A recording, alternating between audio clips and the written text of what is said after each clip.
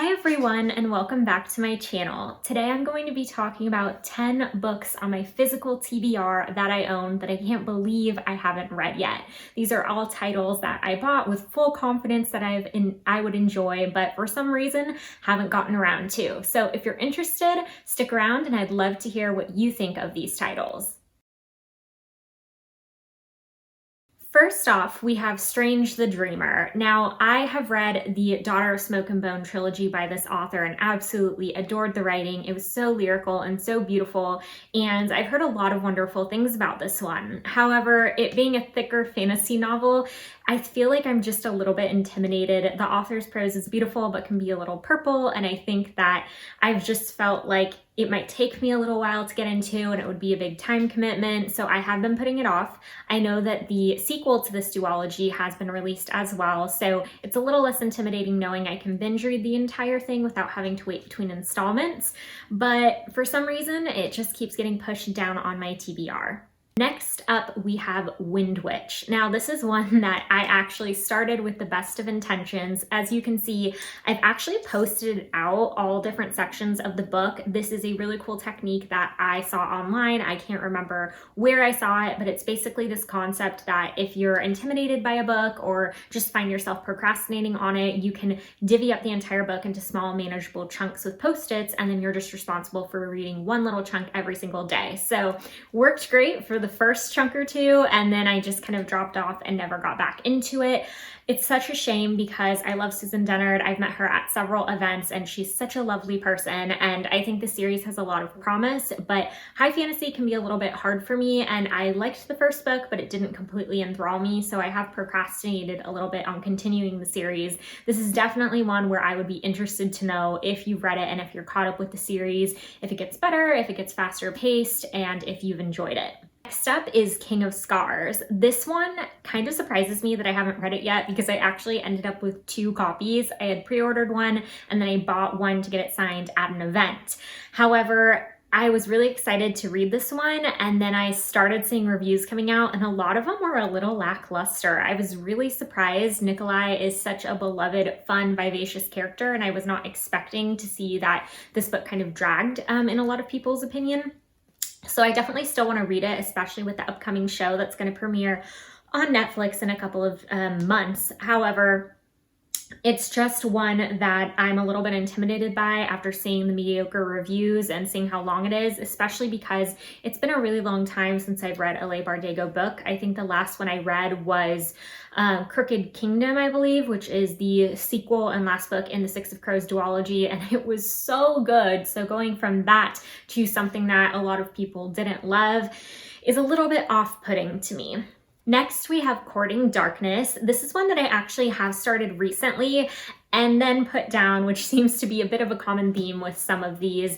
This one I really want to get to soon because a few years ago I binge read the entire His Fair Assassin series for the very first time, and I really enjoyed the books, and while it's still semi-fresh in my mind, I would love to pick this one up since from what I've read so far, it seems that it picks up pretty soon after the events of the original trilogy, and it's only a duology, I think. I know that the second book has come out, but it's one that I have pretty high hopes that I will enjoy. I just need to find the right time to read it. When I initially tried to start it a few weeks ago, I was in the middle of reading a lot of Regency romance, which I've loved reading lately, and I think I just wasn't in the right mood, and I put this down and I started reading, or finishing rather, the Regency romance series I was in the middle of, and then I started A Court of Silver Flames, so it's just, this has been bumped a little bit down on the priority list because of library holds coming in, but it's definitely one that I do foresee myself getting to in 2021. The one that I'm actually quite surprised I haven't read yet is Legendary, considering that I have been to several book events, including the launch for this author for Caraval, and I actually reread Caraval via audio, I think a year or 2 ago. I think it was like back in early mid 2019, specifically to prepare for reading this because I had tried reading this and realized I didn't remember much.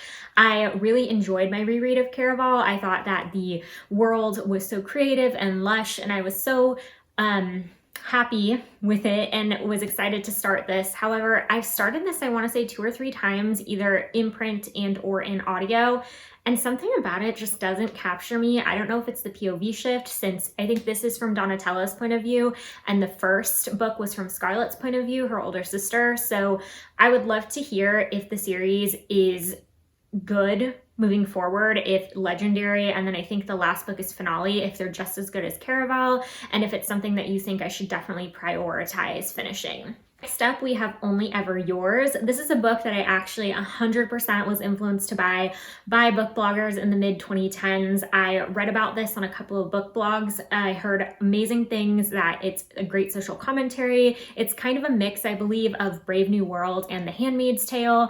And really, it's a book that just felt like would have so much interesting insights and things to discuss afterwards. And I love YA that sparks discussion and that goes a little bit above and beyond what is expected. Now, I went through a phase for several years where I did not read dystopian. I think The Hunger Games and the amount of books that came out afterwards that were trying to capitalize on that success really rubbed me the wrong way. It just got very repetitive and oversaturated, and I was tired of reading, a bunch of Katniss clones, a bunch of very frivolous feeling love triangles. Not that there's anything wrong with that, but it just wasn't for me.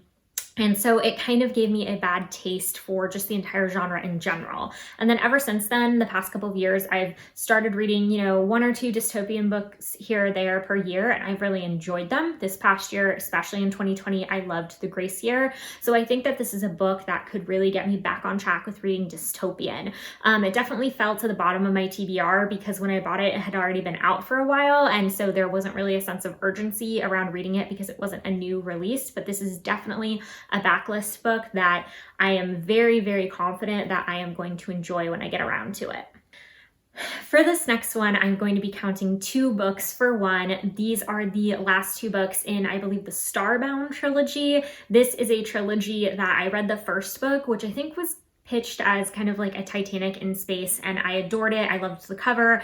I loved the plot. I felt like there was a great plot twist, and I'm just not really a sci-fi reader, so I was surprised at how much I enjoyed it. So my wonderful and thoughtful husband bought me the rest of the series one year for Christmas several years ago now, and I put it away on my shelf, very excited to read them, but I felt like, again, since both of the books had been out, I didn't really feel like I needed to rush because I knew I could just finish them back to back whenever I got around to it. And then one thing led to another, and they just started collecting dust on my shelves. These are definitely ones that I'm excited to get to because, again, I have a hard time with sci-fi. It's not a genre, whether it's for books or movies or shows, that I am naturally drawn to. So I'm really hoping that I can read these and enjoy them and just diversify the genres that I'm reading a little bit.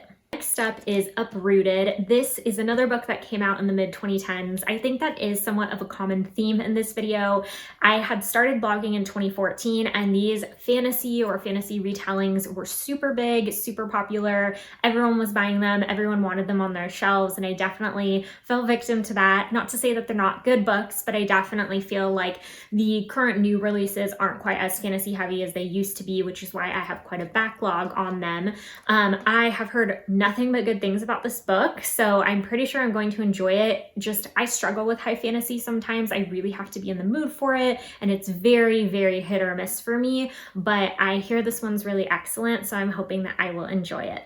Is the book, I think the second book in the Noah Shaw spinoff trilogy that was a spinoff from the original Mara Dyer trilogy. Now, I will admit I was a huge fan of the original Mara Dyer trilogy. I don't necessarily know how well the books have aged. I would need to go back and reread them, but I remember at the time I really enjoyed how captivating and spooky they were, especially since I'm not a huge fan of straightforward horror, and it was more psychological thriller horror. So I remember being very excited when I heard there was going to be a spinoff series. I read and reviewed, I think, an arc of the first book in the spinoff series, and then this one I pre-ordered but never got around to it because I saw some reviews kind of saying there wasn't a whole lot that happened in this book. It was basically Noah and one of his friends just kind of hanging out the whole time. I don't know if there's another book after this. I think there is, because I think this was supposed to be a trilogy. So at some point, I'll probably pick that one up.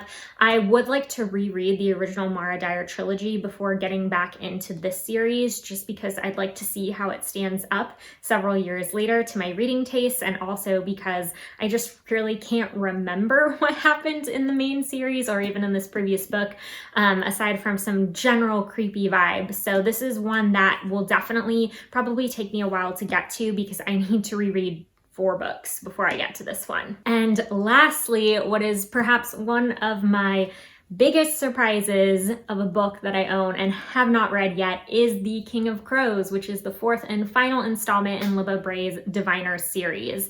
So I have had kind of a journey with the series. I started it on audio the late summer of 2019, and I was so excited. I loved the first one, didn't love the second one, loved the third one, listened to them all on audio. They were all super atmospheric, and I got to this one, I bought the book, I pre-ordered the audio, I was ready to go in multiple formats, and I got really bored. I think I'm either 10 hours in or have 10 hours left or something like that, and I just couldn't really ever get into it. I felt like all of the characters were very scattered and I wasn't super invested in their journeys to reunite. I was expecting this big climactic battle or finale, and I just haven't seen that yet.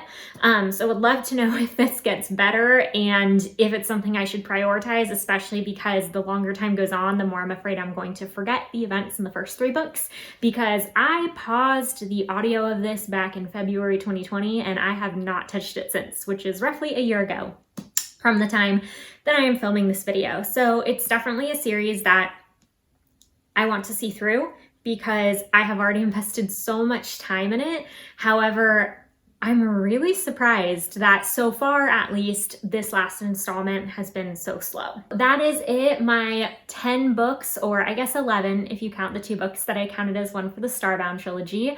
The 10 books that I have on my shelves that I have purchased that I can't believe I have not read yet. Would love to hear from you in the comments what you thought of these books, if they are titles that you similarly have been procrastinating on, or if there are any that you definitely recommend I prioritize and read soon because you think I'm really going to enjoy them. So thank you so much for joining me for this video. I hope that you enjoyed watching and that you will consider giving me a like and subscribe, and I will see you in my next video.